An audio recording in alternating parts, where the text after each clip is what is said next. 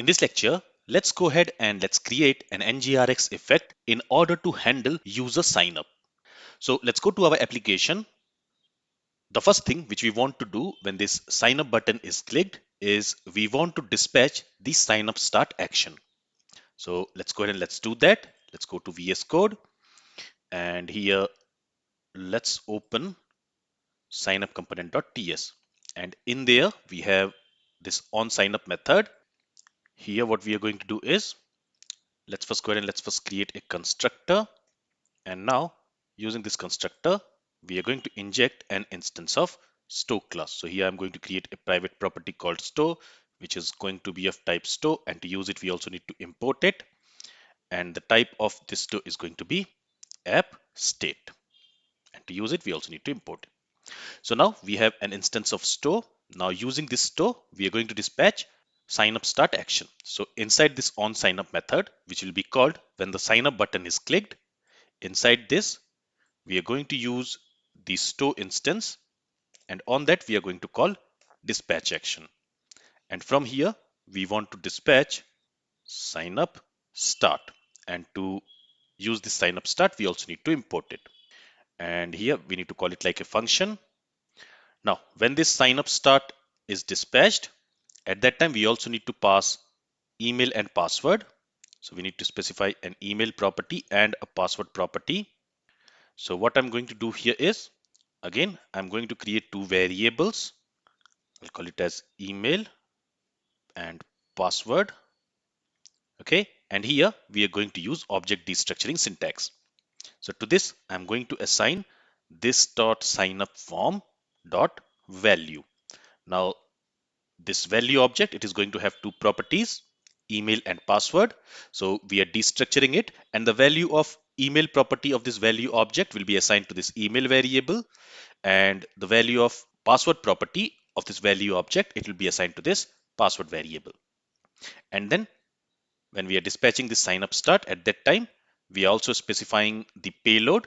In that payload we have this email property with the entered email, and we have this password property which will be assigned with the entered password. Alright, so from here we are dispatching the action. Now this sign up start action, it is going to involve an API call. So we are going to handle this sign up start action using an effect. Why? Because it is going to involve an API call, and API call is a side effect. So whenever we have a side effect, we need to handle it using NgRx effects. That's what we have learned, right? So let's go to authEffects.ts, and here, just like how we are creating this login effect, in the same way we are going to create the sign up effect. So here I'm going to create a variable called sign up, and it is going to store an observable. So I'll use dollar here, and here we are going to create an effect, and for that we are going to use this createEffect method. To this, let's pass a callback function. Inside this callback function, we are going to filter an action from this actions. So basically this actions, as we have learned before, it is going to store all the dispatched actions. On that we are going to use pipe operator, and here we are going to use this ofType operator of NgRx effect, and there we are going to specify the action name which we want to filter. Here we want to filter signupStart. Once we have filtered the action, now we are going to use exhaustMap. So this is another operator of RxJS. To this, again, we are going to pass a callback function.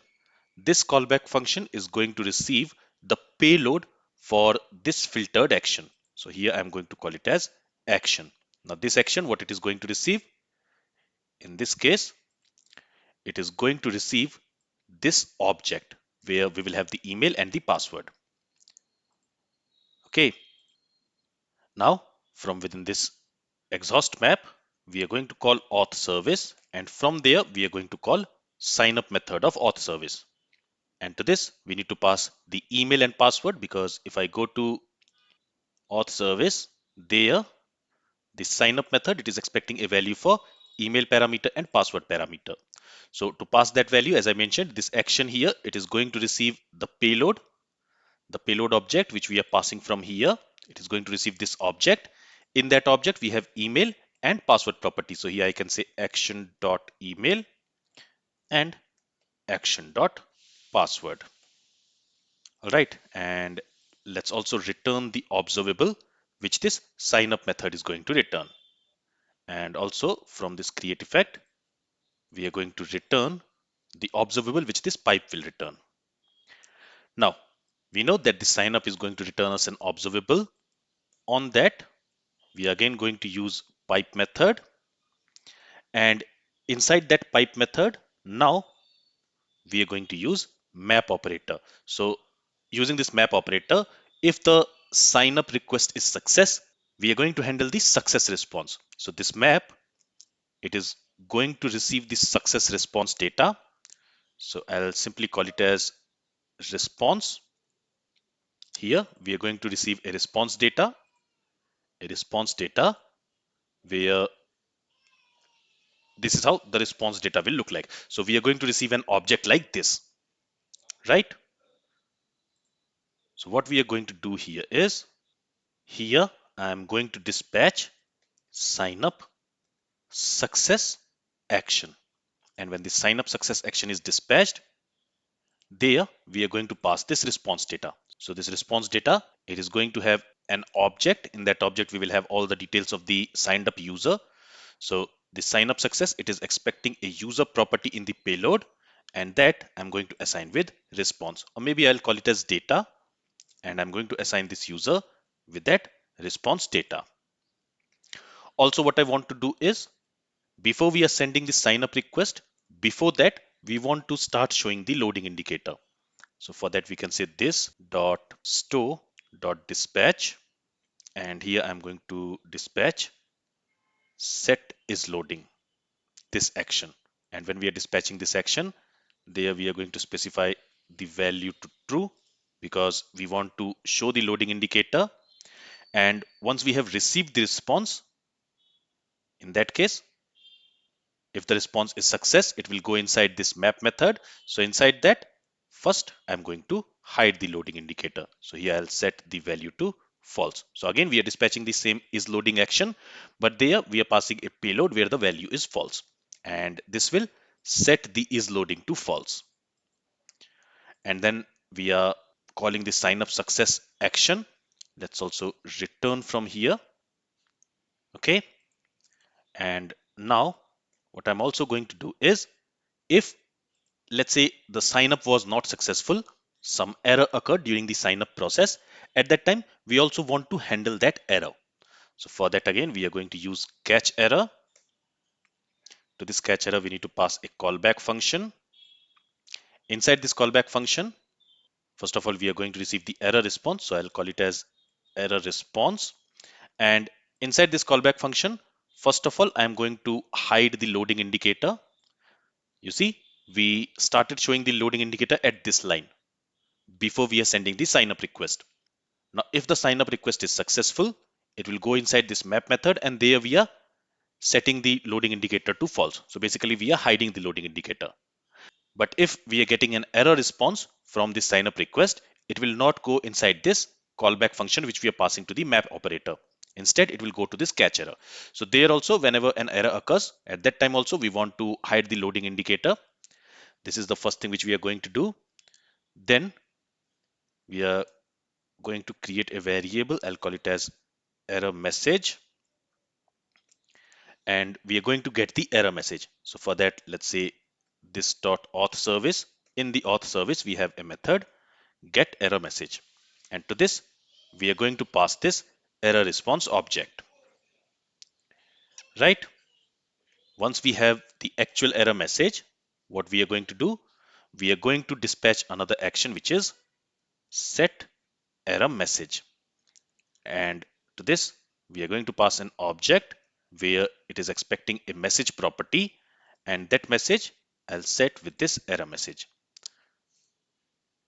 Okay, so whenever this set error message action is dispatched, to this we need to pass a payload where we should have the message property set with the actual error message. And we are also going to return from here. And since if I hover over it, it will say that from this method, we need to return an observable. You see, it is expecting an observable input to be returned. So what I'll do is, whatever this set error message is going to return us, I'm going to convert it to an observable using this auth function, this auth operator. And now that error is gone. Okay, with this, our sign up effect is ready. Let me save the changes and let's see if it works. So for that, let's go to our application. Let me reload the page and let's try to create a new user. Let's say I'm creating john@gmail.com. Remember that this user is not present. And for him, I'm going to specify the password as test1234. Let's go to an authentication. And there, if I refresh the page, you will see that currently we have only one user, which is test@gmail.com. Okay. Now let's go to our Angular application and let me send this sign up request. So when I'm sending the sign up request, it should first show a loading indicator. It should send a sign up request to Firebase Auth API, and there it should create a new user. And in the response, we should have a success response. So if I click on this, you see the response was successful. And here you will also see that john@gmail.com is displayed.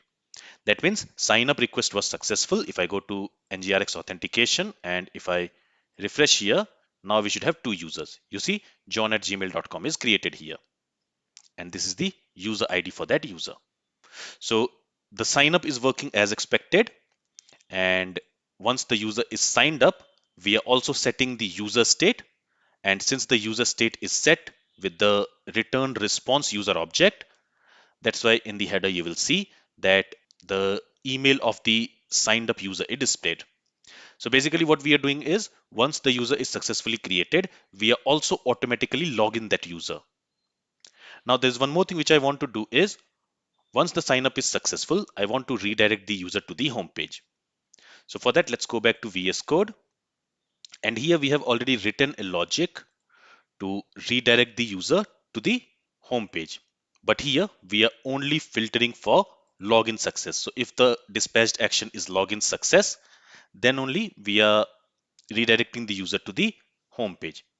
But here what I can also do is, here I can pass an array, and inside that array I can specify multiple actions. So here I can also say sign up success. And then here we need to use spread operator. Okay, with this, let's save the changes. Let's go back to our application and let's try to create a new user, maybe mark@gmail.com. And for this user also, let me specify the password as test1234. And when I click on the sign up, the user should be created. And after that, we have been redirected to the home component, to the home page. And if I go to Firebase and there, if I refresh the page, now we should have one more user, mark@gmail.com. Now let's also see what will happen if we try to create a user which already exists.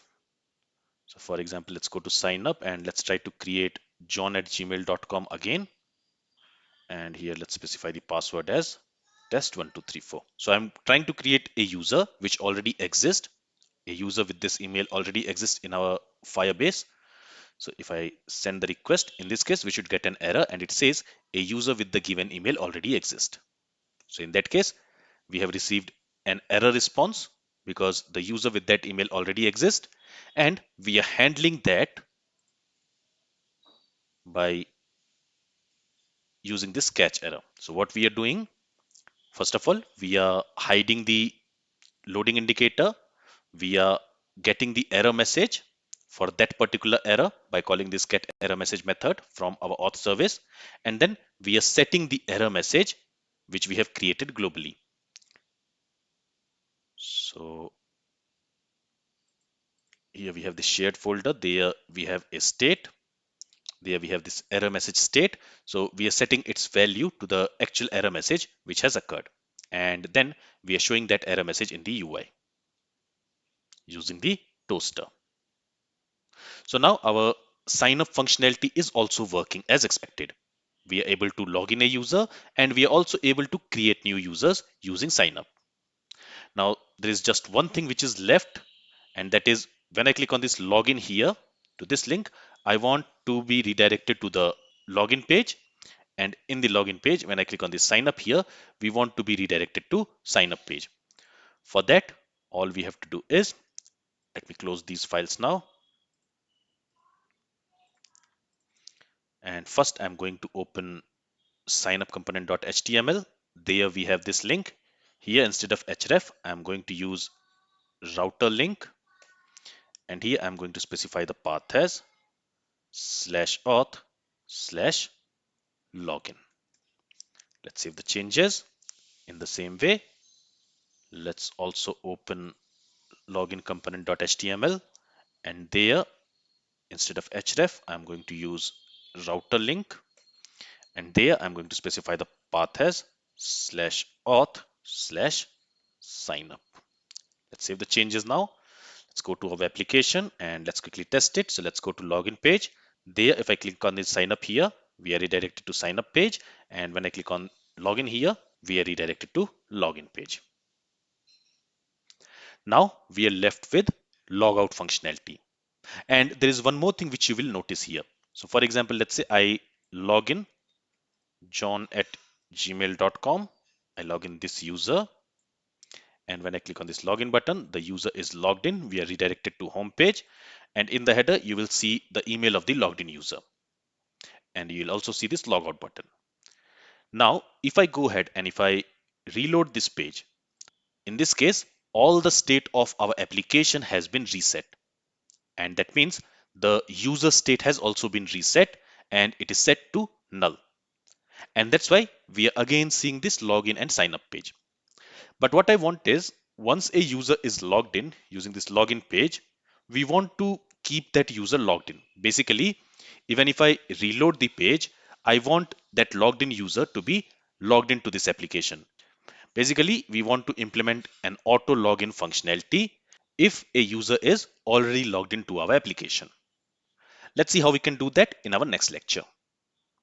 This is all from this lecture. If you have any questions from this lecture, then feel free to ask it. Thank you for listening and have a great day.